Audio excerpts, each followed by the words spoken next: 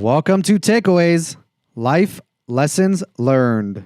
What's happening? How's it going? Pretty good. It's nice to see you. It's nice to see you too. I haven't seen you in person since before we started working together, just before that. Yep. How about that? Maybe we'll tell that story in a little bit. My guest today will have two introductions. Let's go with professional first, if that's okay. Yes. Michelle Cupersmith is Senior Director and Financial Analyst at Scientific Games, formerly Scientific Games, now it's called Light and Wonder, right here in Las Vegas, Nevada. Your work includes experience at EY, Caesars, Rocket Gaming Systems, and Aristocrat. You're a graduate of the College of William and Mary in Virginia. I know about this place because my previous guest went there, but he didn't earn a bachelor's in accounting. He's a former senior pastor of Cannon Ridge Church. Oh, wow. So totally different degree than you. Very different. We went on very different paths. But what is your degree? It says accounting, and it says accounting and psychology. Yeah. Are those two separate things? Two separate. I'm a little bit of an overachiever, so I have a double major in psychology and accounting. Got it. Yep. He's also a psych major at some point in his career. I'm talking about Kevin Oder. For those of you that might have heard that episode. So you're a CPA as well in Virginia? Yep. And in college you played competitive soccer and became a fitness instructor to keep up with your own fitness, but specifically in spin and strength training. Yeah. After graduating, you started your career at EY and somehow managed to move to Hong Kong and live there and travel the world from there, from what I understand. Yep, that's true. So we'll get into some world travel talk in a little bit here. Intro number 2.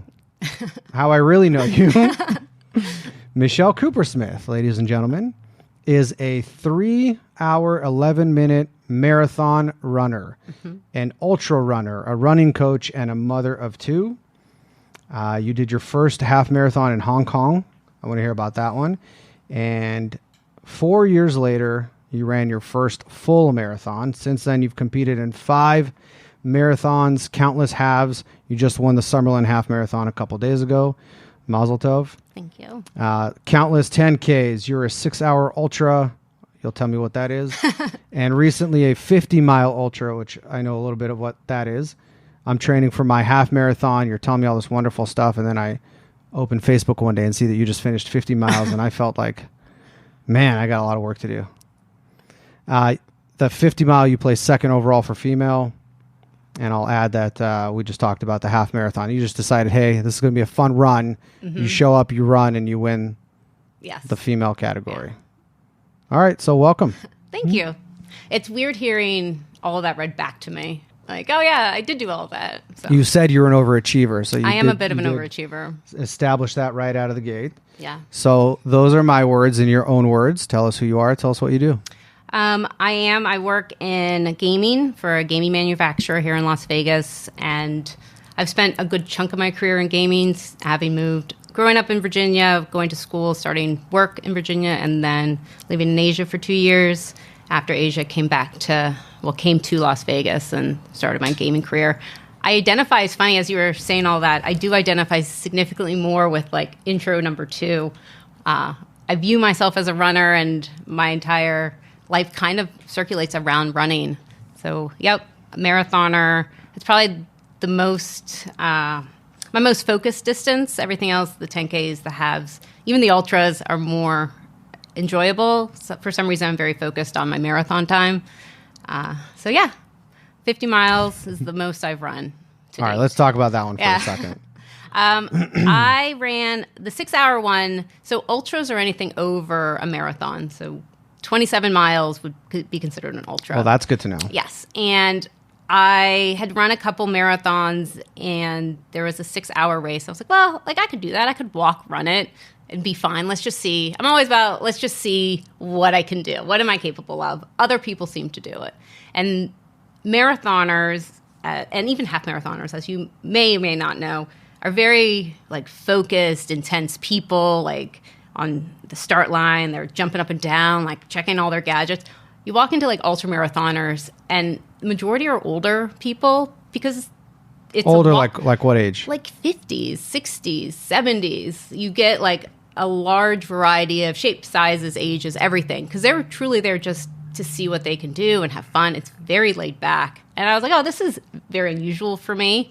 So 6 hours, you start, and it was a looped course through a Gilchrist orchard. So running like through the orchard. And I clocked, I think, 38 miles. So it's a time thing. 6 hours, yeah. So okay. Whatever you can do in that time. Yeah. And it was like cold and rainy. And after that, I was like, oh, maybe if I can do 38 miles, maybe I could do 50 miles. Because then you start on your Facebook feed, you start seeing, like it knows like, you need to start seeing more like ultra marathon races. So there's a 50 miler down in Cornerstone Park in Henderson.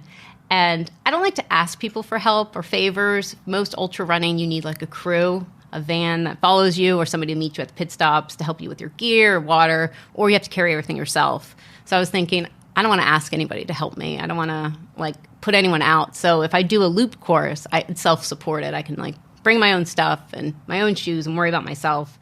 So there's one down there, and it's a 100-miler. They just set like an Olympic record on that course that same day. This woman ran, I don't know how quickly she did it, but it's an Olympic record. And so I started like after her, and 50 miles, 8 hours later. Here comes the overachiever. Yeah.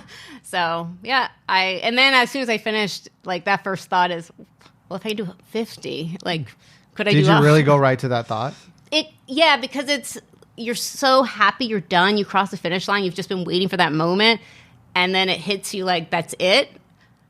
And then the very next thought is, well, now what? Like, what do I do? What do I do next? And you might feel this like after your marathon. It's called like the marathon blues, which is maybe a week or two after, where it's such buildup. I mean, you've spent how many weeks? 16, 18 weeks training for this one thing, and then it's done. So you immediately go like, oh, I need something to kind of like fill that void. But it's 8 hours is a long time. I do have questions. We'll get to it about what am I going to feel after the first half. Let's kind of rewind a bit and tell some folks how we came to start working together. So I turned 40 a couple years ago. I had a talk with myself. If I don't start getting active, I'll turn 50 and I'll be unhealthy, unfit. And that started a chain of things for me in getting fit. And I landed on running. Running was super easy, obviously. I don't have to make a special time to get to and from the gym. I don't need special equipment. Just need some shoes and off I go. So I started running. I started with the Nike Run Club app on my phone, which I started with years and years ago. It was still on my phone, so I opened it back up. But I discovered this time they have these things called guided runs on the app. So however long you want to run, actually the ones I started with, it's called First Run, then there's Next Run, and then Third Run. Brilliantly named. For your first, next, and third runs. They're 20 minutes, 22 minutes, and 24 minutes. And you're guided by the head of Nike Global Running, Coach Chris Bennett. And he talks you through, like he's in your earphones, talking you through the run. And a lot of what I learned on there, I feel like was good fundamental stuff. So fast forward, it was winter of 2020, December of 2020. Our good friend Tanya Gottesman invited us both to a Hanukkah dinner at her house. I had just run earlier that day the longest distance I've ever run, which was 8 miles. And I'm generally doing all this on my own. I started working with this other guy. It didn't really click and didn't really work out as far as coaching because I did want to run a half marathon. And I don't think yet it came into my mind of running a full marathon, but certainly a half. And my wife started talking to you that evening, and we drive home. She's like, you got to talk to Michelle. She's a running coach. She knows what she's doing. So we started talking about you coaching me, and you have been coaching me since then in running my first half marathon. So we started in December. My first half marathon that I ran and completed was February of this year. And leading up to the half marathon, I already knew I would want to try a full marathon. So we did actually have a conversation about that leading up to it. And then I ran it. I had blues after running a half marathon. For like 2 weeks. I didn't run at all, even though on my little training calendar, you said you have to do these runs, and I didn't do any of them. That's normal. And I didn't want to. It took me 2 weeks to get back, and I did. And now I'm training for a full marathon, and you're coaching me through that. Yeah. When your wife started talking, anybody who wants to talk about running, I'm like, all in. As soon as I see like that opening in the conversation where we can like talk about it. And it's not like, I don't want to tell anybody like what I do. I just want to hear what they're doing. Like, what are you training for? What are your races? What's your race plan? Like, what did she say? I wasn't a part of this No, you conversation weren't at at all. all. I didn't even know you guys talked about it until we were on the way home already. I don't remember the full conversation, but she did bring up that you were training for a half. And I said, oh, that's amazing. What's his training schedule? Because I know with kids and a spouse, it gets very complicated. And she said you were working with a coach, but it wasn't enough for you, to paraphrase. And I was like, oh, like I do running. If he has any questions, just reach out. Like, just in case, because I didn't know your relationship with your coach, but it's all I want to do and all I want to talk about. So anybody who wants to talk about it with me, I was like all for it. And that was kind of it. It was just more me being like super excited. Anybody who's going to start running, it's like, oh, good. Like another person to join my little like crazy world. Well, let's go back to the beginning of your crazy world. You ran your first half marathon in Hong Kong. Did you start running when you moved to Hong Kong? I have always run. Through soccer, I would join like their cross country team. I would join the track team, but I never would compete in any sort of races. So after high school and cross country and track kind of over, in college, I would just go out like on the weekends and run for the sake of running. Same with when I started my professional career, waking up in the morning, just going for a run. It was just like to stay in shape, keep fit, keep sane. And then when I was in Hong Kong, a handful of the people I worked with, Ernst & Young would sponsor any runners who wanted to run the full or the half Hong Kong marathon. And it's like the big marathon in all of Asia. So I'm a little frugal. So I was like, well, you know what? Like maybe if I don't have to pay for it, I won't feel bad if I like don't do it or can't do it. And that was it. But the whole time I'm freaking out because I'm not I just get stuck in my head with what if you don't do well? What if you're slow? What if you're the last one? So me Are you the only one that happens to? Probably. I don't think so. Probably. I really don't think so.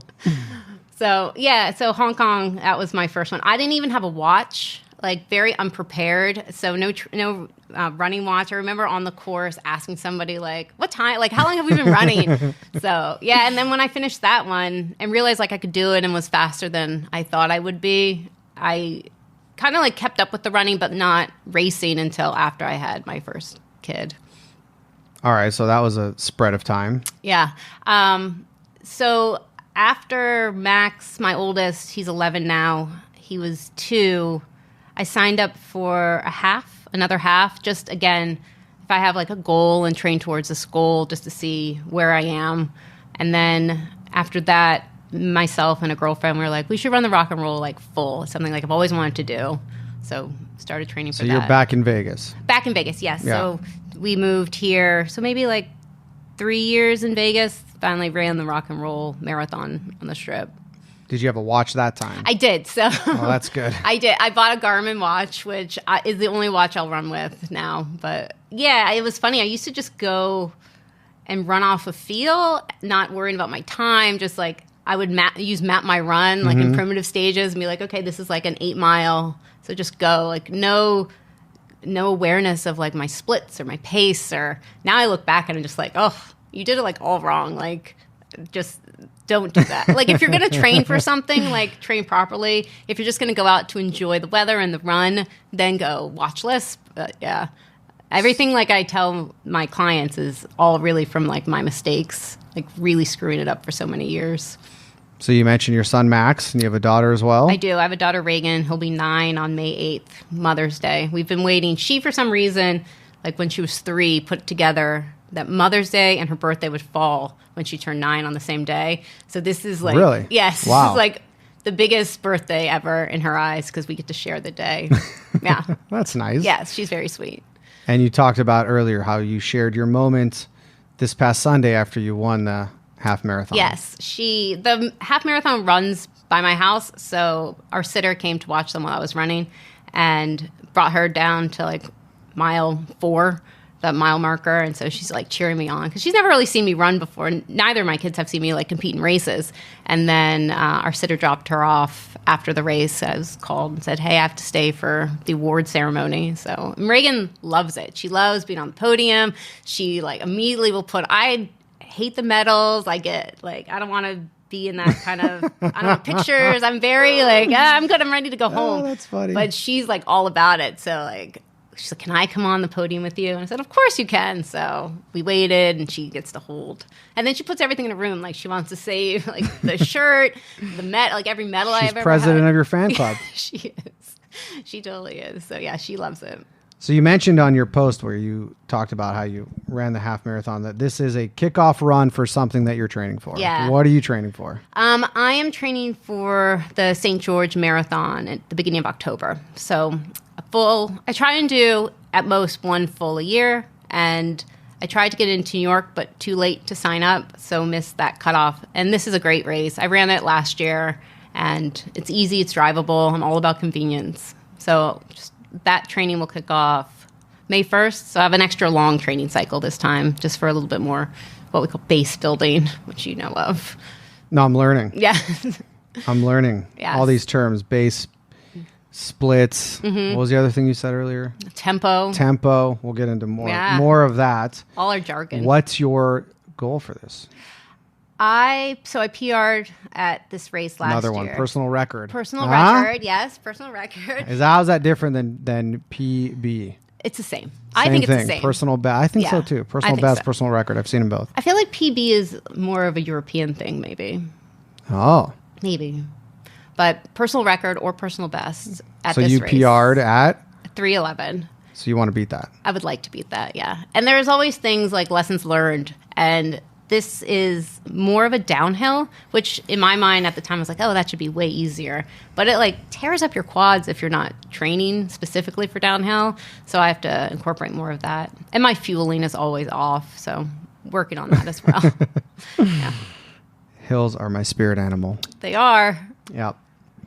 I have one of the things. So I'm training for a full, and you populated my Google document training calendar, and I read in one of the notes that on my long runs, you want me to incorporate a hill because there's a hill at mile 21. I'm like, what is she talking about?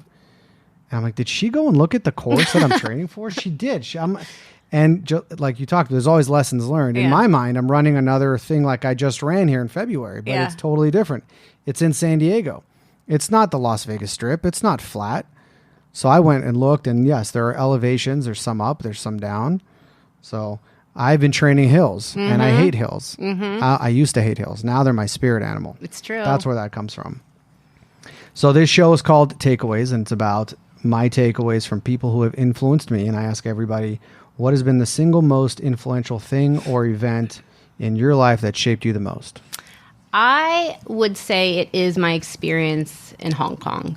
I've never been a very confident person internally. Like outwardly, people would never guess, but I do struggle with confidence internally. So being dropped in a country where I'm definitely the minority, I don't speak the language, I don't know anything, and figuring out how to make this like a life that I enjoy made me grow like 10 times more than any other experience I've ever had. Just realizing that I could be myself and people like me. I can make friends with all types of people, have great experiences, learn so much about like other cultures, travel the world. Just it made me like who I was and be a bit more confident in myself and bring that with me on my next journey. So if you can ever put yourself in a situation where you've just got to kind of figure it out, like nobody's going to help you, nobody's going to like hold your hand and guide you through it. You kind of just have to struggle. And like peaks and valleys, right? Like I remember calling my mom every day for 3 months, just being like, this is awful. I hate this. Like I want to come home. Like nobody talks to me. Nobody invites me to lunch. Like I can't even figure out how the metro works. And, you know, she's like, just give it some time. Like give it some time. And she was right. Like when it was time for me to go, I remember telling my boss, because it was during the recession. So they were sending home all the expats, Ernst & Young was. And I said, I have to leave early, like 3 months. And like just like tears. I was so sad to go. I loved it there. It was so much fun. Just like a carefree life with like people I loved who genuinely like we got along. So how did you get to go there? So at the time I was dating somebody who was also at Ernst & Young, and he was asked to move to Hong Kong, and then we kept dating long distance, and a year later like I got to transfer as well. So Ernst & Young, it's great to work for a global company sometimes. Lots of experiences. Sounds like it. Yeah. What do you remember? Was there something that changed that went from "Mom, this is horrible" to you're bawling your eyes out because you have to leave? Yeah, I think it was just I made more of an effort, right? I guess I was so used to, you grow up with people and then you go to college and you still kind of have like, everybody has something in common, right? We all used to play soccer this way, or we all like spent summer at like the beach in Virginia Beach. There's always like a connection. When you're thrown into Hong Kong, like there wasn't much there. So I really had to work for it. And like it made me start asking like tons of questions and really kind of like drag information out of people to make a connection and just ask people to do things like go out or, hey, I'm going to go do this. Do you want to come? And that made me open up and be a bit more of an extrovert, which I struggle with. And just growing in general, I think that experience just taught me that to rely on like myself and put myself out there without like, if they don't want to go out, that's okay, and not be like offended by it. So, but it worked out for them. The irony of that is you struggle being an extrovert and had to work at that and put yourself out there and ask people, I'm going to go do this. Do you want to come too? Yeah. They're probably struggling with the same thing. And you asking them was likely a relief. Yeah. Yeah, probably. Isn't that funny how that works? Mm-hmm. So you mentioned earlier your favorite topic to talk about is yourself. Yes, 100%. Which we have been so far. We're being sarcastic if you guys didn't pick up on that.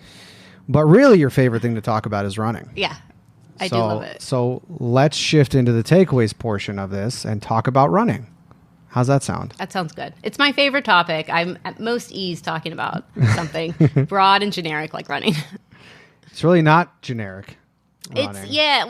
We're going to get really specific though. Yeah, most people think it's very, like you said, like you just put on a pair of shoes, low barrier of entry, and go for a run. Or like you did, not worry about splits or this, or I generally know it's 8 miles and I'll do that.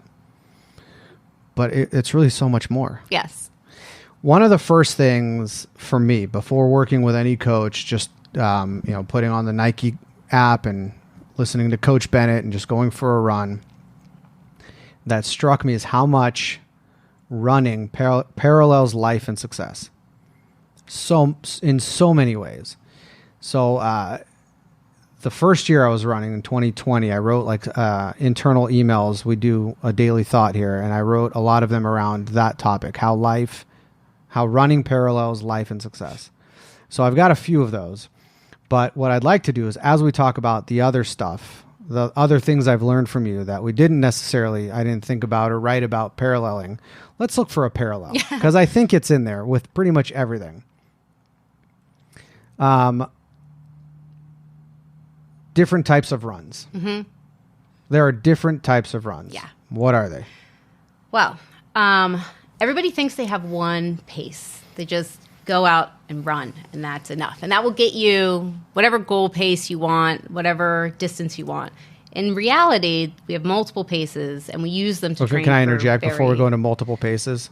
My guess is people think that that one pace is fast. Yes. Go out and run, and I'm huffing and puffing, and that's what running is. Yes. I want to run a 10-miler with 10-minute miles. So every run I do, I have to run 10-minute miles. That's the only way. And that's actually the wrong way to do it. So we have easy pace, which as a marathoner, we spend most of our time at easy pace. And easy pace could be defined two ways, either using heart rate, so 75% of your max heart rate or lower, or on like what we call an RPE scale, rate of perceived exertion, it'd be like a 3 or a 4. And that's completely how you feel you're rating yourself? Yes. So if like 10 is like an all-out sprint and 1 is you just sitting on like the couch, it'd be like a 3, 4. So theoretically something you could hold, like a pace you could hold for 3, 4, 5 hours. So that's easy pace. That's easy pace. All right. Yeah. And then what we have after easy pace, you get into when you start running more races, your race paces. So after easy pace would come your marathon pace, which truly is just like a step up from easy pace. And then, so like a 4 or 5 on the rate of perceived exertion scale. After marathon pace, you get to half marathon pace. And then you get to something called tempo pace, which I think is the worst pace ever because it's the pace that you truly switch between aerobic and anaerobic. So aerobic is more cardio focused, like your easier pace, a little bit more relaxed, where anaerobic is like a full out sprint. So the tempo pace is supposed to be on that borderline. And the more that you can run at tempo pace for longer, that's where you'll get your speed. For marathon training, that's where you'll like start to see like your gains and your speed. So tempo pace, so a pace that you could hold all out for between 20 and 40 minutes, maybe 45. So depending on if you're a beginner, the elites would probably be able to hold this pace for like 45, 50 minutes. Let's talk about just most runners. Most runners. So 35 to 40 would be great. So you're holding this pace, which is a 6 or a 7 on your exertion. Yep. For 30 to 40 minutes. Yeah. Most normal people will run total for 30 to 40 minutes.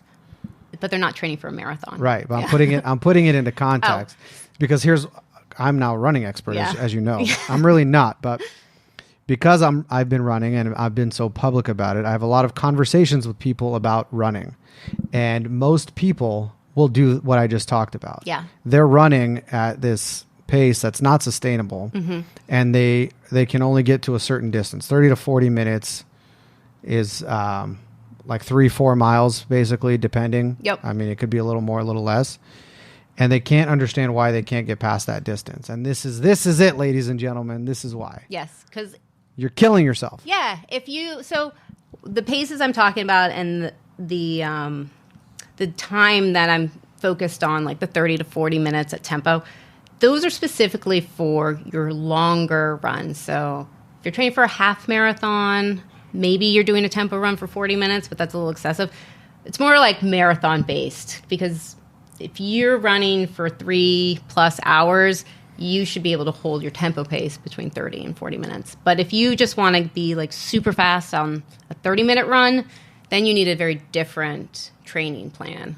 So and the 30-minute runs can be different runs on different days based on what you're doing. You can have 30-minute easy runs. Yes. So it depends on how you set up your week is very dependent on what your goal is. And not everyone's goal is to run a marathon or a 5K or any race. Maybe they just want a really fast mile time. So you first have to figure out like what is your goal, and that could be anything from I just want to run for 30 minutes. And then once you have your goal, you start kind of working backwards to figure out what do I need to do to accomplish that goal, and what's your goal for marathon training. Your training plan would look very different than somebody who's training for like a half or a 5K. So it's good. That's why it's kind of good to work with a coach if this is all new to you, or actively research varying training plans and read blogs and things like that, so you know how to structure your week for your goal specifically. So this was one of the things that Coach Bennett drills in on those guided runs. The first run, the next run, the third run is the importance of running easy.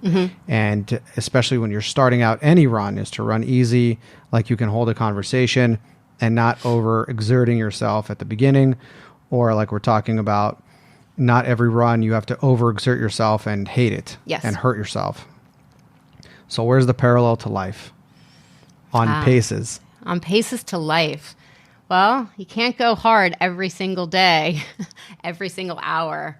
That leads to burnout. Yeah, it leads to burnout. You have to have a balance. That's why, you'll put in 40 miles a week or more some weeks if you're training for a marathon, and you can't do all 40 miles at a crazy, ridiculous fast pace because or all on one day. Or all on one day because you need recovery, right? And that's something a lot of new runners and experienced runners don't put into like their training plan is a dedicated day off. And a day off is not strength training. It's not a hot yoga class. It's truly like hang around, do nothing, like take the dog on like a very easy walk at most, but stretch. Like your body needs full time to recover and like a full day to recover. I have a whole page of things, but because you said it, we'll just jump around and have some fun with this. You just said rest and recovery. Yeah. Is rest the same as recovery?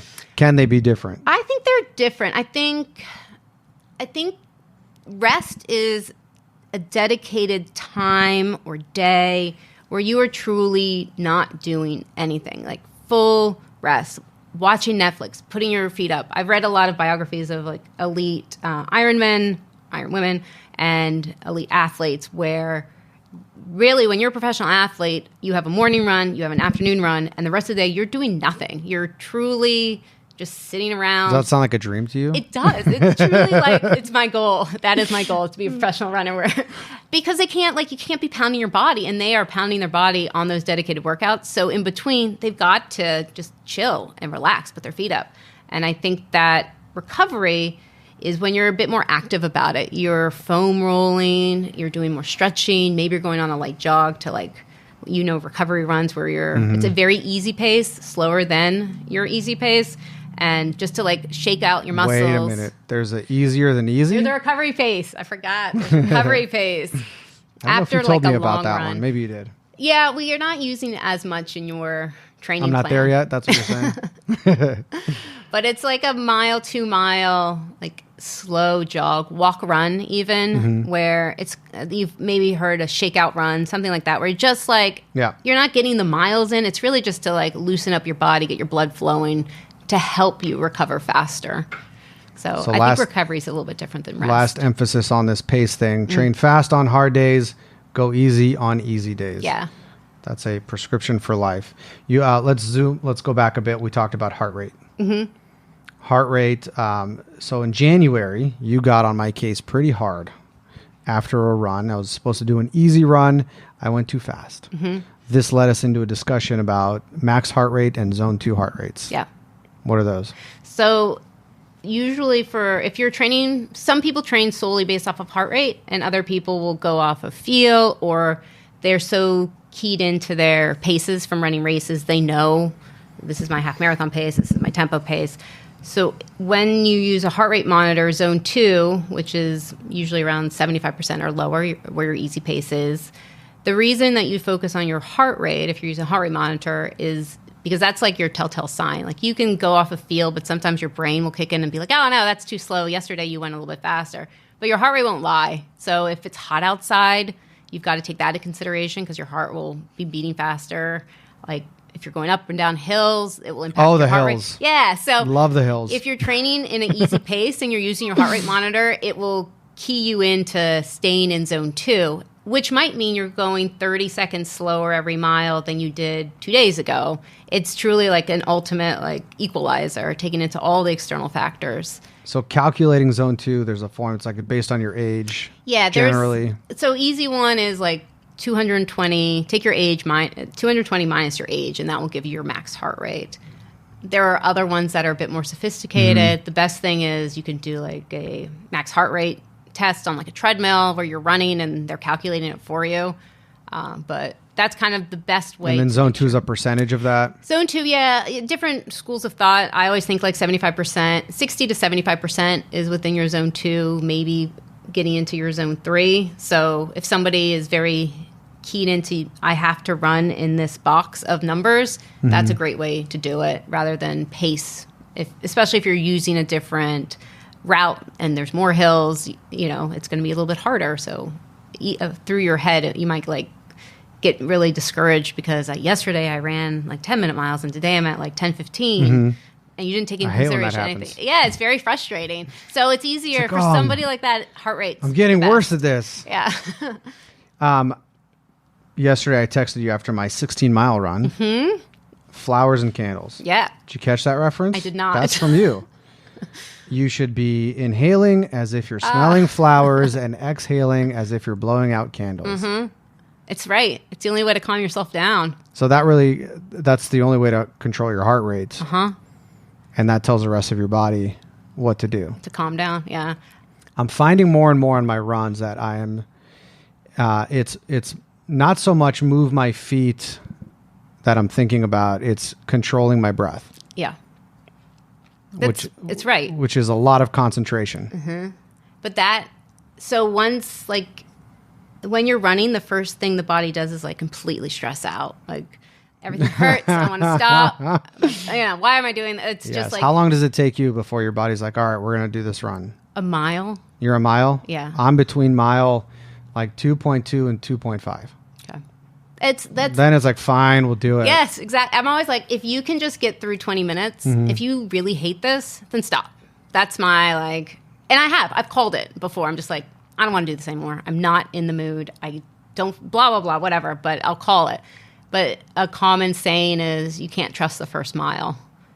And that's a good one. Yeah. And that's truly because you don't want to do it. It sucks. Everything's painful. It was nice on the couch or whatever. You just ate a burrito. Who knows? But yeah, you got to push through. It's truly more mental than physical, I think, especially in the endurance races. If you can calm yourself down, everything just kind of becomes a little bit more incrementally easier. I mean, don't get me wrong, it still sucks. Mile 16 sucks. Like you said, the last half mile of your run was, and that's what happens. It's hard. And if you can just calm yourself down, you can get another quarter of a mile and you're like, okay, well now I only have a little bit left. Now it's just run the mile you're in, right? Just get to the next mile marker.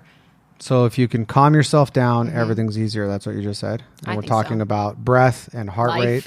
And here we go. That's the tie-in. Yeah. I came in through the side door on that one. Yeah, you did. It was a sneak attack. No, it was, literally true. Everything has a parallel. Yeah, it does. It totally does. You talked about running the mile you're in. Mm-hmm. That's the title of a book. It is. Someone gifted it to me during the holidays. Is that by Ryan? What's his name? Ryan Hall? Maybe. Do you remember this? I don't remember. It's in my backpack. If you want me to get it. That's okay. That's another good saying. Run the mile you're in. That's a parallel to life, too. That's a parallel to life. Yeah. I'm really good at this. It's good, right? Literally, you can't screw this up. No. In running, the race is against yourself. Or is it? It is. It always is. I think running races with other people is great because there's someone else to focus on, someone to catch, someone to pass. But it's truly, I think, a mental game with yourself. And everyone's out there for their own reason. And yes, you might want to compete against them, but you're truly just trying to better yourself. And if I come in first, great. But if I come in 18th, but I went faster or I ran the Or in my harder, case, I finished. Or you yeah, I mean, whatever it is. As long as you're improving yourself, that's always the goal. Another parallel to life. Also, one of the things I say, it's these runs aren't going to run themselves. Nope. I'm training for a half marathon. I have to get these miles in. I have to do the tempo runs. I have to do the easy runs. I have to do this. And there's no getting around it. Mm-mm. It's one, it's grounding. Two, it's an exercise in being present, which is beyond a buzzword at this point in life and self-help. Yeah. But that's it. One foot in front of the other. These runs aren't going to run themselves. Once you're on a run, the only way to end the run is to complete the run and finish it. Yeah. And if you stop, you didn't do it. Mm-hmm. There's no, but I got halfway done or I did 3/4. It doesn't matter. Yeah. The race is against yourself. Mm-hmm. And I'm very clear with all of my clients. And even with you when we started, this is what your weekends are going to look like. This is your long run. The stuff during the week is, you can do it. You've done it. But just so you know, this is a huge time commitment. So you're talking about when I went from completing the half marathon, training for that, to now I'm going to run a marathon. Yes. And I love it. I'm all for it. I'm just very cautious with anybody. You added, you can do it. Yes. And then you... Just so you know, I don't know what your summer plans are, but you will have a 20-mile run, and then you'll have a 16-mile run, and just make sure this is not something you can kind of half-ass a half marathon. You cannot half-ass a marathon, so you have to prepare. You have to say that again. You can kind of half-ass a half marathon. Yeah, but you can't half-ass a marathon. Correct. You got. I am learning that. Yeah. I have a friend who, similar to me, he's going to be turning 40, and he said for his birthday he wants to run a marathon. He bought shoes. Yeah. And man, we have a group WhatsApp, and I'm just like, if this guy doesn't start, it's just not going to happen for him. It's not gonna he doesn't know. You say that, I want to run a marathon, and you know people that have run, and you probably compare yourself to them physically, and you're like, well, if they did it, I could certainly do it. But it's really the next one here. The point is not getting from A to B. It's about the run itself. Yeah. And right now I feel like, come June 5th, I'm going to run the marathon. I will likely complete it. And it's really not the point. This is the point. I just ran 16 miles yesterday. I am all sorts of sore in places I've never been sore before and tender. And I've got my running gear here because I have a 3-mile run today. And I have to do those things. Yeah. And I got to hand it to you. You always amaze me. I'm a morning runner. I am not. And you are not. But I love usually waking up to the text of whatever the workout was, your screenshots, and some like funny comment at the end. And I'm always thinking like, I am so impressed that he got out at 9 p.m. and like finished this, did this. When we first started working together, I just assume everyone's a morning runner. Because I am. And I was like, I guess he's not doing the runs. Like, should I follow up? And then I just realized, no, he just does them when it's dark and no one else is out there. I have 2 comments. For the half marathon, I was skipping here and there. And you did have to check on me. And, one of the reasons to work with a coach is that accountability. Someone is checking on you. It's one thing for me to, make excuses for myself and then justify them in my mind. It's another thing when there's someone that I have to hold myself to account to, and it's a lot harder. The other thing, when I went from turning 40, being in the worst shape I've ever been in, and knowing I had to do something, I created this urgency for myself. It was incredibly hard to get into anything. I mean, we had a Peloton in the house, just getting on that thing. Getting to the gym, whatever it was so hard mentally. It's like lifting a car. I can't lift a car. I can't get back to a routine. It's just not going to happen. And I found that for me and my personalities, there's some form of gamification that's needed, and specifically around those accountability things. If I don't record it on my app, the OCD thing clicks into my brain. If I don't send you now the screenshot, which started somewhere along the line, it's like it didn't happen. Yeah. So those things for me work. And guess what else started happening? I've got these long runs, as you know. They take 2 hours to 3 hours. So I've got a lot of time on my hands. And I've been listening to audiobooks. So David Goggins' book was one of them. He talks a lot about this stuff. I just listened to Atomic Habits, which all of this stuff is in there. So a lot of more parallels to life and running. Is that what you, on those runs, that you're listening to audiobooks? I started to, yeah. Probably 3 weeks ago, maybe, I want to say. So I listened to all of David Goggins' Can't Hurt Me. Yeah. I listened to Living with a Seal, which is a book about this guy, businessman from New York, who's married to the woman who created Spanx, who had David Goggins come live with him for 30 days. I listened to 22 Immutable Laws of Marketing, 22 Immutable Laws of Branding, which I'm halfway through. I just re-listened to The Motive by Patrick Lencioni. This Look at is you another educating thing. yourself, multitasking. It's in Atomic Habits. You're compounding your habits by combining one habit with another one. Yeah. I'm not just getting incredibly fit. I'm getting incredibly smart too. Yeah, you are. Look at you. Check that out. Marathon training is not a weight loss program. Yeah. This one is... This one was surprising, I have to admit. So you sent me some of these. You sent me a lot of this. I compiled from our texts and emails that you've sent me. This one and a few of the next ones are specifically from your email titled Marathon Training Tips. Yeah. This one is now maybe not relevant to you, but I've worked with a handful of people and also like myself, like when I first started getting into it. I would say very relevant to me. Yes. It was like, okay. I read that. I was like, oh, right. Because I'm likely to think, okay, I'm training for this marathon. Now's the time to like really get in shape. And But the term weight loss program, I think was critical for me. Yeah. You can't, if your goal is to lose weight, training for a marathon is probably not the answer. Weight loss is something that is more, I think, holistic. It's not going to be cured by just running a lot more. To properly run, you have to properly like fuel your body. And runners, our bodies need a lot of carbs. So, and simple carbs nonetheless. Candy, Pop-Tarts, gel packs, things that, especially as parents, you're like, do not eat that. That's not healthy food. That's processed. But that's what we need to keep going. That's what our muscles need, are simple carbohydrates. So I'm very clear up front with my athletes when they start when we're introducing ourselves to one another, tell me what their goals are, and they kind of slip into, and if I lost 5 pounds, I think that'd be, that wouldn't hurt either. And it's like red flags where, just so you know, you might even gain weight on this program because you're eating more because your body is requiring you to eat more. I'm actually 4 pounds heavier than where I was before I started running. And it's normal because you're also building muscle.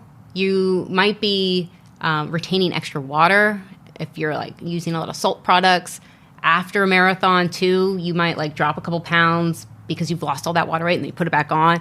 You can't trust the scale. Doesn't matter right now. No, it doesn't. Because you don't, I mean, as long as you feel good and fit and you're properly fueling yourself, then that should be your goal. So if you want to run a marathon, your goal's the marathon. It's not to also kind of lose 5 pounds. Like that, you'd probably want to speak to like a nutritionist or somebody who could help you figure out like a whole meal plan. So in running the marathon of life, proper fueling is important. Very important. And so is rest. Yeah. And recovery. See, I'm telling you. What does proper fueling look like? Yeah, this is actually my area of improvement needed. Like this I cannot. So I shouldn't listen to anything you're about to say. Yeah, what's funny is like for a couple years I'll have it dialed in, I'll do a great job, and then like I change, or I'm like, oh, I don't like the taste of that fuel anymore, or that happens. Whatever, and then I'm like starting back at the beginning again. So proper fueling is making sure that you're eating enough carbohydrates before your runs. So for the longest time, I was what we call a fasted runner. I run in the morning. I start at 5 a.m. The thought of like eating anything, just like, oh, that sounds awful. A year ago, I had a friend and he was saying, you really need to eat something. Like, these are all the amazing reasons why your body what's your body pulling from? What like stored fuel is it pulling from at 5 a.m? So I was like, okay, so now I eat a Nutri-Grain bar before I run. And it's like a world of difference. Like I actually have energy to pull from. My runs are a little bit faster. I feel better. I'm not like as lethargic as I go throughout my day. So even like a simple change like that, like something small with some carbohydrates, a little bit of protein if you can, very little. So most people do like oatmeal or bagel with peanut butter or toast and peanut butter, something like that. And then making sure throughout the day, really just listen to your hunger cues, which as we get older, I feel like we all kind of don't listen to, but focusing a lot on carbs. And I'm a big proponent of after your workout, you definitely need protein within 30 to 60 minutes after. So chocolate milk, which I know you enjoy, protein you shake. Told me that. Yeah. So one day after a run, what's funny, and you said this, and it's so true, you go on a long run, and the last thing you want to do after is eat anything, which is odd. I would think you'd be ravenous after, but you're not.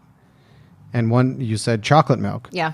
So I came home after a run, I opened the refrigerator, I saw the kids' chocolate milk, those little single pack ones. I open it, pour it into a glass. I remember you said protein, so I put a scoop of protein in there.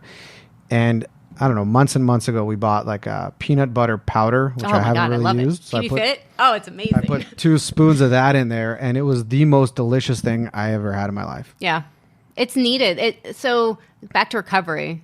You are pushing... Not a weight loss drink, it's not, by the way. No, totally not.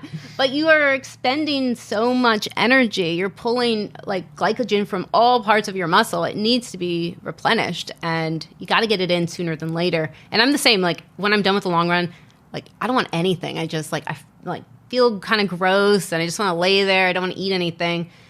But when I make myself do it, have a protein drink or something afterwards, the recovery time is so much faster than if I don't. Like I've done 20-mile runs and then not eaten for like 2 hours, and for some reason in the afternoon, like I'm just ravenous. Like I need to eat everything in sight. If I have the protein shake after my workout, I then can resume a normal eating plan, and my body feels better. I'm able to move around more, do things with my kids. It's funny how those types of small changes will impact the rest of your day. You sent me something about if you start fueling while your body is already tired. This is fueling during a run. Yeah. If you start fueling while your body is already tired, the fuel won't have an impact because your body will be too stressed to consume the nutrients efficiently. Mm-hmm. It's very true. Yeah. Mind-blowing. That was mind-blowing. Yeah. It's like keeping your tank full, right? Yeah. You can't be on E It's so much harder to work when you have nothing. And then, but even like, so you're coming from behind. So I have nothing. I'm going to fuel, and your body's just not responding to it like it should, as opposed to if you did it proactively. Yeah. It gets there when the fuel gets to your body when it needs it, and you keep going. This is the wall. This is bonking. Oh, tell me about the wall. Yeah, the wall. And this is, again, like, as I said, fueling is like a huge needs improvement for me. And so I've struggled with the wall. And it's really fueling every 30 ideally, 45 minutes at worst case. If you're doing a long run, every 30 minutes, 45 minutes, you should take a gel pack, something with carbohydrates, like 25 grams of carbohydrates. And that could be from candy, any source that you want it from. So if you skip those fuel sessions during your run and you end up with nothing, that's when you hit the wall, because so your body will pull from those energy sources, all those simple sugars it pulls from to keep your muscles going. If there's nothing left to pull from, that's when it will start taking like muscle and other things from your body, and it's not enough to keep it going, so it kind of just like stops working. Like you're just running on fumes at that point. And then you're so far in, if you're like, oh, I'll take the gel pack now, well, your system's already kind of like stopped. It's not expecting it. So if it's not expecting, it's not going to use it. So it's about like, feeding the beast, if you will, like a little bit at a time to keep it moving. So when you hit the wall is when you're really like out of any sort of sugars for your body, or carbohydrates for your body to pull from. You talked about, as adults, we ignore our hunger cues. You're a working professional woman. You're a mother of 2.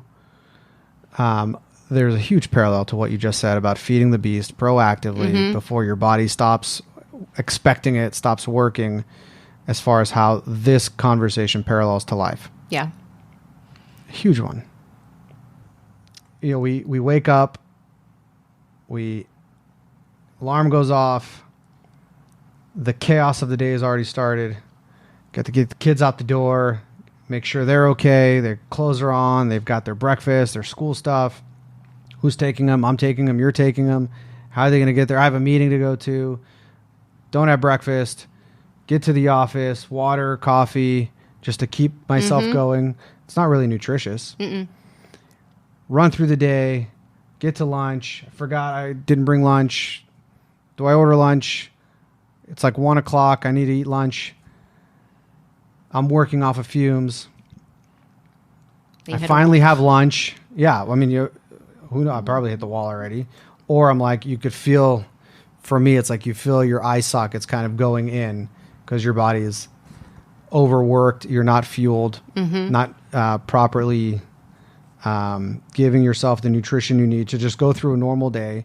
But this is normal, what I just described. Yeah. It's totally normal. If I described it in that context, oh, this is a typical day. I don't eat lunch until noon. If I remember it all, I've got some snacks in the drawer. That's totally normal. Yeah, and it's doable. Like, you could do it, and you can run a marathon like that. Like, just because you hit the wall doesn't mean you're not going to finish. But if you would properly fuel yourself throughout the day, getting to the finish line, getting to the end of the day, you won't feel so But describing depleted. it in the context of a marathon, take fuel packets with you, give yourself fuel. That seems like, oh, yeah, of course. It's common sense. But throughout our day-to-day, we don't think about it that way. It's because the other one's normal. Yeah. That's what I do. That's what everyone should do. Back to the parallel. My favorite author, Seth Godin, has this, writes a blog every single day. Talk about marathon. Every day, 7 days a week, writes a blog and emails it out to whoever subscribes to it. He also has like 17 bestsellers. In one of his blogs, he says, you wouldn't say to a running coach, help me finish a marathon without getting tired, because everyone knows you can't run a marathon without getting tired. Where do you put the tired? It begs the question. You know you're going to get tired. Where do you put the tired? How do you react to this? I think you should put it in your pocket, right? Like, in all honesty, I think I'm a big believer of, like, you get feedback, positive or negative, from all over, every different person, just like you're going to get tired. I think it's very important, like, you acknowledge it. Like, I'm tired. I'm tired. And then you, like, stamp on what you're going to do about it. But I'm going to keep running. So I'm going to put the tired and put it in my pocket. Just like you get some sort of negative feedback, like, oh, that made me feel like awful. Like, I didn't do a great job on whatever assignment. So you visually like see yourself putting it in your pocket? I will, like, I acknowledge it, and then, like, you can, like, watch it blow away, but, like, I'll put it in my pocket, yeah. Because I don't, like, I'll save it. It will be here later. Is it true that you can't run a marathon without getting tired? I think if you are running to a goal pace that you want to run at, yes, you have to be tired. I do think you can accomplish a distance of a marathon and not be fully flat out tired. So if you're really accomplishing it, then you're going to be tired. Yeah, I think that's like anything. If you're going to put in the hard work, like, it's going to be tiring. And then so knowing that right out of the gate and having a strategy for not if I get tired, but when I get tired, where do you put the tired? What is the strategy? That before I started running, I read this. Obviously, since I've revisited a bunch. Where do you think you put the tired? There's two things. One is tired, one is bored, which I've learned. I'm not tired, but I'm bored of this thing already. What do you do about it? Yeah, I had the audiobook playing, but I'm not even listening maybe because it's just like my mind is zeroed out. I wrote one of the posts I wrote was about this, and this is another one about a systems check. One thing to do is a systems check. So it's back to presence. Acknowledge I'm tired. Where is my head? Am I looking down? Is my chin like toward my chest? Lift up your head. Like going through everything. Like a full body scan. Yep. And that's something you mentioned also when I was running the half marathon. So I'll tell you my version, then you can fill in any of the gaps. Lift your head, stare out into the distance, not out at the street. How's your breathing? Back to the flowers and candles. 3 of those, no matter where I'm at, just 3 of those. Keep my head up. How's my breathing? What are my hands doing? If they're stiff. So one of the things that for me helps is getting into an efficient mode. And that means bringing my shoulders down. Because when I'm tired and breathing heavy, my shoulders go up towards my ear. So on one of my exhales, just bringing them down and keeping them down, letting them relax, making sure my hands are pumping. Because sometimes I'll just hold them there, which is fine too. They just kind of bounce with my rhythm. But now actively pump. And then I pretend like my hands are puppet strings for my legs. And then I notice where are my feet striking. Like really down to what part of my foot is hitting the pavement, left, right, which one? And then checking in with the breath, checking in with where my head is, making sure my shoulders are down, going through it all again. And you do that, I don't know how long it actually takes. A couple minutes. Maybe. Yeah. If you like, it really just slow things down and go through each one. And then all of a sudden, you're good. That's one place to put it. Another one, I just start cussing like crazy. The hill. So on my long runs, one of my routes is to get to Flamingo and 215. And there's the 215 trail. For those who don't know, it's on the west side of the 215. And it's an incline from Flamingo up to Sahara, which is the exit where my house is. And it's no joke. It's a no joke incline. And I start cussing at it. And if my knee hurts, I cuss at the knee. If I'm tired, I say, fuck you're tired. Fuck your knee. Fuck this hill. Fuck all you guys. Let's go. I shout out. And then later I laugh. It's like the people on the other side of the wall, if they happen to be in their backyard, what is going on back there? This guy. What is going on back there? Who is that? Other stuff. I mean, like I think about the movie 300 and some of King Leonidas's lines.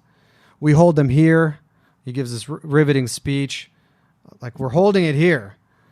And just making sure I have my breath. That's where a lot of my consciousness goes.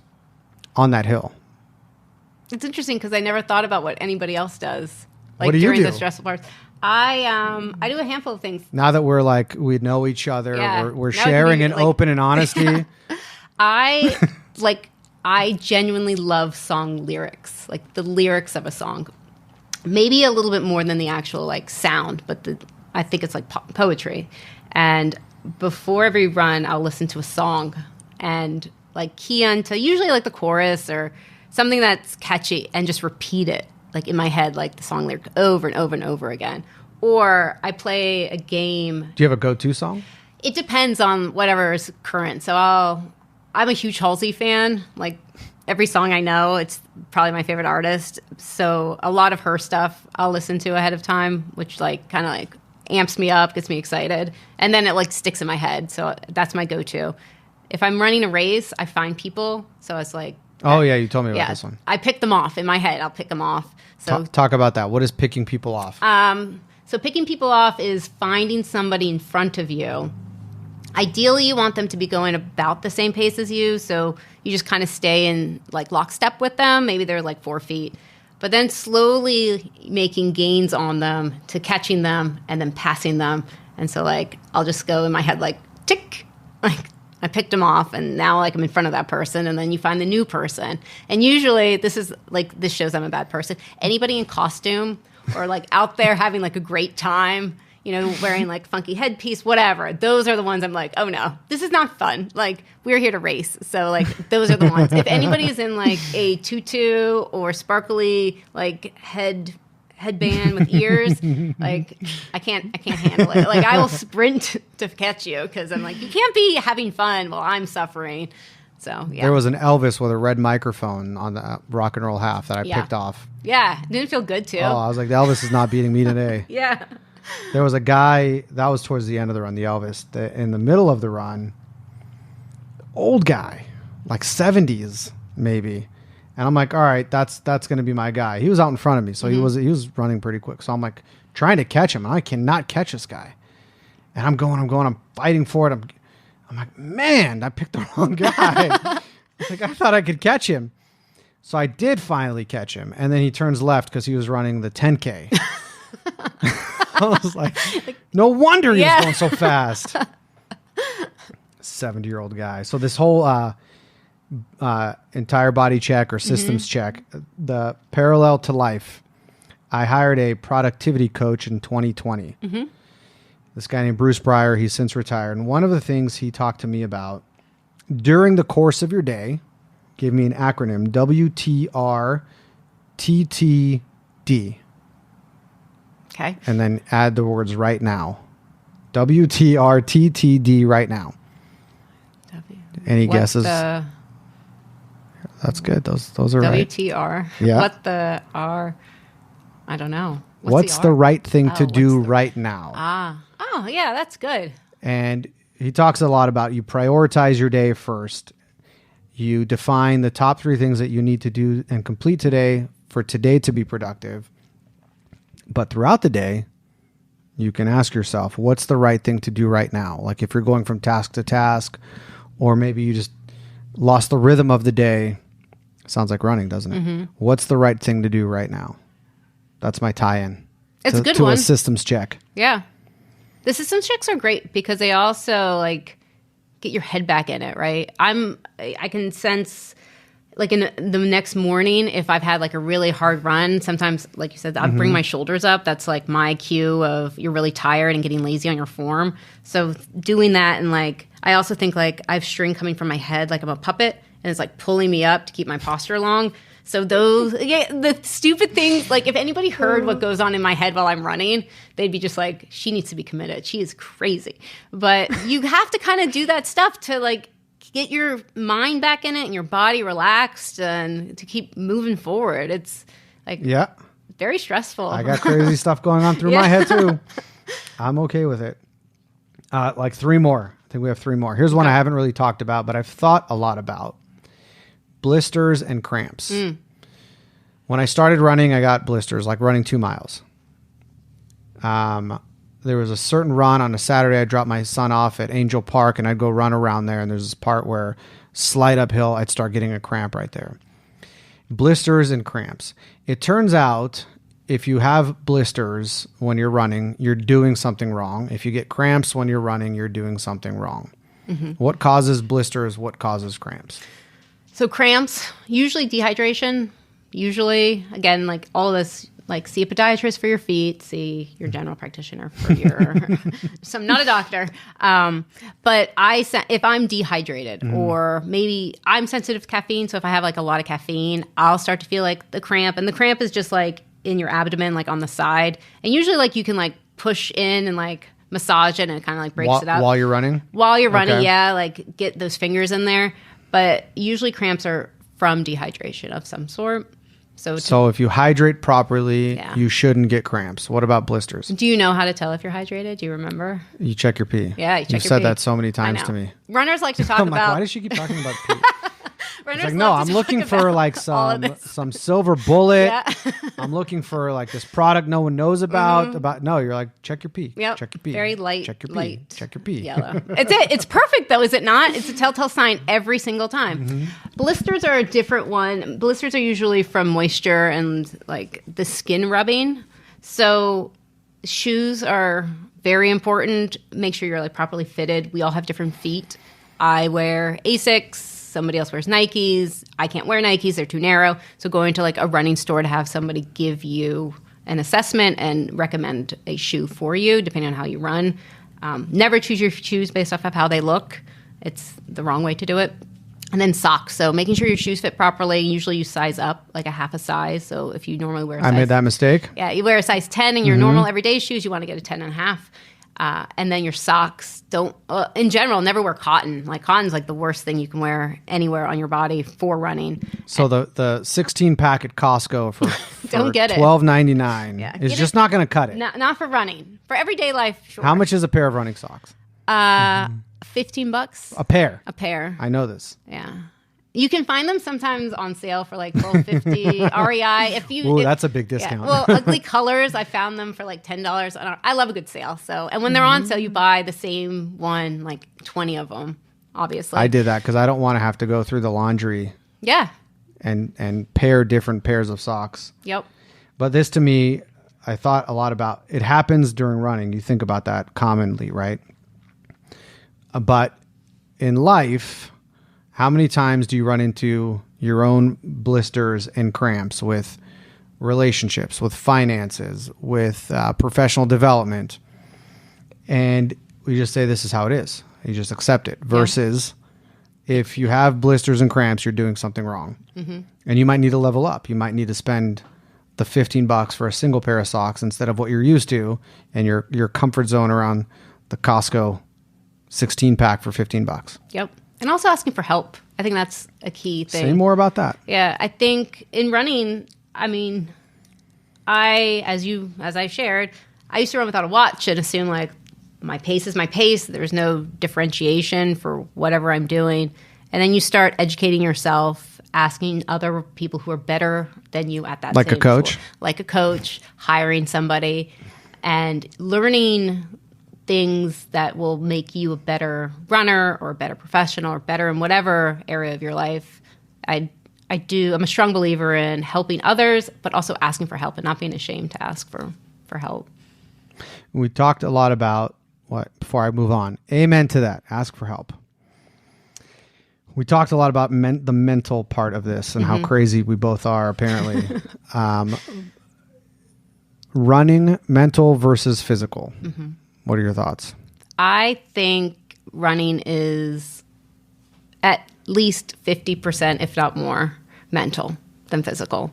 I think our bodies are capable of doing amazing things, and I truly don't believe we tap into their potential, as much as we could, because our brains get in the way to kind of like knock us down, like say, we can't do that, or you can't go that far, you can't go that fast. So running, I think, is a great way to start building your mental ability to push yourself further, to teach yourself how to like speak positively to yourself, and, congratulate yourself, push yourself, cheer yourself on, any of that stuff to make you get to whatever goal you can. Because I don't know about you, but like, yes, after like your 16 miles, your body is sore, but you probably could have kept going if you wanted to. If you knew you had to do, if I came in at 16 and said, actually, you have to do 17 couple today. Weeks before I ran 18 and I didn't get to that level of, I don't want to say pain, but it was like, dude, this is brutal right now. But I did 18, Yeah. just like last week.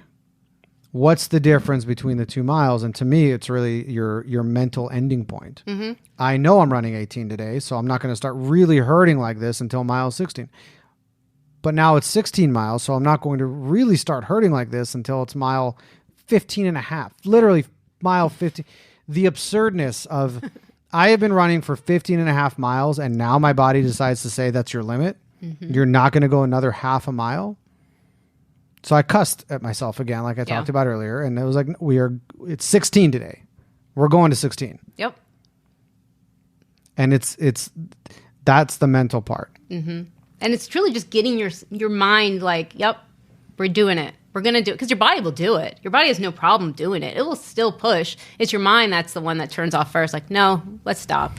You're tired. You don't want to do this. It's if you can like change how you think, like, no, we're going to do it. And that's why it's like, we're not going to run 26.2. We're going to run 26.3. We're not going to, just do a 10 miler. We're going to run, 10.2 because then you got to finish that distance in your head. So where has that translated for you in life mentally? Knowing that I can do hard things that in the moment I'm very much overwhelmed by, but when I like take a deep breath, relax my body, like knowing, like putting it into perspective, like this is the plan. This is what you're going to do. This is how you're going to get to the end of whatever difficult challenge I have, whether it's personal or professional, is like calming myself down, like crying about it internally, and then like taking the step forward and saying, these are the steps you need to do. Write them down, and then let's do it. Like, get on it. Like, suck it up, buttercup. Move forward. I remember I texted you the first 16-mile distance that I had to do. I said, what's your wisdom for this one? Mm-hmm. And you said, break it down to 2-mile increments and have a plan for every 2 miles. Mm-hmm. Mile 1 to 2 is 1 increment. Mile 2 to 4, mile 4 to 6, because you can run 2 miles. Yeah. So just think about it as if it's 16 miles, you have 8 increments, 2 miles each, and you break it down that way. And think about those increments. And the way I did, I said, okay, miles one and 2, just get into the run, ease into it. I know my body starts waking up at mile 2-ish or so. So just get into the run.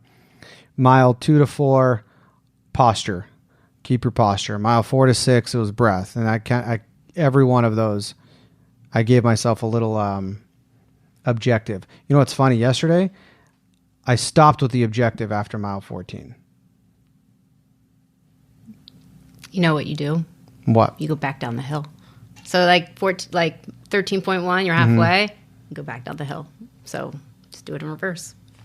Oh, I see. Yeah. Ease into, got it. Because think about by the end that you're at your 24 miles, how many times have you run 2 miles? Just keep, you can do it. You've run 2 miles a million times. You'll be done after 2 miles. I always it was funny because at the half marathon, I hit mile 10 and I'm just like, this is stupid. Like, I hate this. And then like my very next thought is, you just signed up for a marathon. You have like 16 more miles. You're like nuts. But as I run the marathon, I think like, just get to the halfway point. Because like in my mind, I have me like running up a hill. And then at the halfway, like I get to run down the hill. And it's like, just get over the hill. Because then it's like, you're doing less. Like, okay, only 7 miles to go. Only 6 miles. It's just like so. When the app comes in, halfway point. Yeah, you're like, yes. Halfway point. Then I yell out a big, let's go! And the neighbors go crazy. One of my absolute favorites, nothing new on race day. Yeah. Are you going to parallel to life? Or I have one, I have a parallel. I love this one's going to come through the other side door. Nothing new on race day. So we train for, I think your training cycle is 14 weeks because we started from the half. But normal like marathon training cycle is like 18. And the reason we do it for so long is one, to get like our body, the skeletal and the muscular and our cardio, like all in shape to run this distance, but also to practice different things, different fueling, different outfits, hydration. And the goal is, after all these weeks of probably failures along the way of I need more water or I hate this goo, to come to race day and you have exactly what you need to be successful. So The outfit you pick isn't going to chafe. It's going to feel good. You can store all your gels. The shoes are broken in. They're comfortable. You have a plan. You have your music or your audiobook. Everything is exactly the way you want it. Because when you change one thing, like the cards kind of tumble, right? Like you pull out one of like those blocks, like Jenga, and then it just comes down. So nothing new on race day is truly like getting to like the ideal start system for yourself and having like a proper plan to make sure you can see the whole run through. So if you're not a pro runner and you're doing this and you tell people I'm doing my first half marathon, I'm doing my first marathon, you start getting a ton of advice. To me, this was a place to rest my confidence in thank you for the advice, but nothing new on race day. Oh, you know what you should do? You should tape your joints. I've never done that before. I'm sure it's wonderful. Yeah. Nothing new on race day. Yep. You know what you should do? Or when I ran my half marathon, I crumbled after mile 10. I really had to fight for it. I don't want that experience. That's not going to be my experience. Nothing new on race day. That was one of them for me. You get so much different advice from so many people. Beet juice. Yeah. I'm sure that one actually came from a real runner. Yeah. That I know is a like accomplished runner, so there's some credibility. Yeah. But still, I don't know if it's for me. And that's great, but you should probably introduce it before. Yeah. Well, before. Today's not the day for that. Correct. Because who knows what, you don't Nothing want new at on mile race day. 10 to be like, oh, I feel so bad from that beet juice. Yeah. Not related to this, but you said earlier you can't trust the first mile. A friend of mine, when I said I'm running my first half marathon, he said, never trust a fart after mile 9. Oh, that might be oversharing, but it was so funny. I feel like in the running community, there's a lot of that. Yeah, that's really funny. So my parallel is a little different, parallel to life. Nothing new on race day is not necessarily nothing new on the day of the big presentation. It really is get to a level of preparedness where you don't have to worry about introducing anything new on race day. You're going in for a promotion. Be prepared for that. You've got the big pitch. Be prepared for that. That, to me, is the tie-in to life and success. Yeah, prepare appropriately. Yep. Don't show up unprepared, I think is a good way. Because nothing worse than like getting a chafe somewhere on mile 3 and then having to deal with it for 23 more miles. It's the worst. You talked about practicing things. By half marathon training, there was a lot of issues. Blisters, my Achilles. I went to the orthopedist and he gave me insoles and I ran with them and it was like the worst blistering. I'm not doing that. I feel like I was looking back. I had a lot of trial and error. Not so much in this cycle. No. The marathon. Yeah. No. And another thing you said, like what you're capable of. Based on the running that I've done, I set a goal for myself. As you remember, I want to run the half marathon under 10 minutes average per mile. I ended up doing it in 9:22 average, which was 2 hours, 2 seconds, 2 hours, 2 minutes and like 37 seconds. And that's great. And I celebrate it. And I'm like, I could have done it under 2 hours. I could have found 2 minutes or so somewhere in there. And I could have done it. I didn't know that, though. I didn't know I was capable. The other thing that baffles me still, February 27th of this year, which was a couple months ago, I ran my first half marathon. I completed the most athletic feat probably of my life. And I've run 6 or 7 of those since. Yep. That's crazy. More, actually, but like the equivalent of that more since. When I complete my marathon, you're saying I'm going to start having this kind of thinking? I don't know. I think most people will usually stop at the marathon. It's a very far distance. I don't care what anybody says. It is a long way to go. It's a long way to drive, let alone to run. So I think it just depends on the person. I've always been very fascinated with ultras. I think people who run them, like, I don't get it. For me, it was more of, can you do it? Not can you do it in a certain time, but like, can you just physically do it? What are you going to do with, because I don't run with music, and even on the 50 miles, like I would promise myself, okay, at mile 30, you can pull out, because I don't run with a phone. I have nothing. I have a watch, I have a hat, and that is it. And it would be like, just get to 30 miles, and then you can go get your phone and like plug in. And then I get to mile 30, be like, no, like you don't need that. Like mile 4, it's just, what do you do with your head? I'm very like interested in like, where do people's minds go? And I wanted to know, like, where do I go when I think about like 8 hours and 40 minutes running around a loop? Like, could I physically do that and mentally do that? It's like a full day's work. Yeah, and I finished. I remember, like, I thought about the 100, and then I told my kids, oh, we're so excited. And my daughter was like, well, I guess you have to run 100 now. And I was just thinking, like, I wasted a whole day. Like, in my mind, I wasted is the words I chose, which, I don't know what that says about me, but, like, I wasted a whole day running around a loop. Like, could I do, like, that's nuts. That's a whole day of running. So I was like, well, maybe not 100. That's a lot of time. That's a huge time commitment. But is there a race on your bucket list? I would genuinely like to run New York. I'm very intimidated by the majors. So the majors are domestically are Boston, New York, and Chicago. Globally, it would also include like Tokyo, Berlin, and London. They're the 6 majors. And I've done Chicago and Boston. New York, the logistics part of it freaks me out. Like, I don't know how to catch the ferry, and I have to get from, like, I hate to drive, and like the logistics. You need a logistics coach for that one. I get very overwhelmed by the logistics of getting to the race. And New York would be great just to do it, to say I did it and experience it, because I think that's probably one of the more popular ones out of the rest of them. I wouldn't mind doing like Berlin or even Paris. Something overseas would be fun, I think. Kind of like double it up with a trip of some sort. We talked a lot about a lot of sayings, a lot of phrases. You can only pick one. What's your number one running saying or phrase that you'd put on a bumper sticker? Gosh, I feel like you should have prepared me for this. I think it's, you can do hard things. I say it in my head more than I say it out loud, but I do think we don't give ourselves the credit we deserve or the respect that we deserve. I don't think we believe in ourselves enough to really take on some challenges in our lives. But knowing that we're capable of it. And then once you do it, you're like, oh, I should have done that like years ago, or should have ran it in 2 hours. Yeah, I should have, would have, could have. But I think in those moments, it's like, you can do this. You are capable of hard things. You've done hard things before. You will do hard things. So just like, get it done.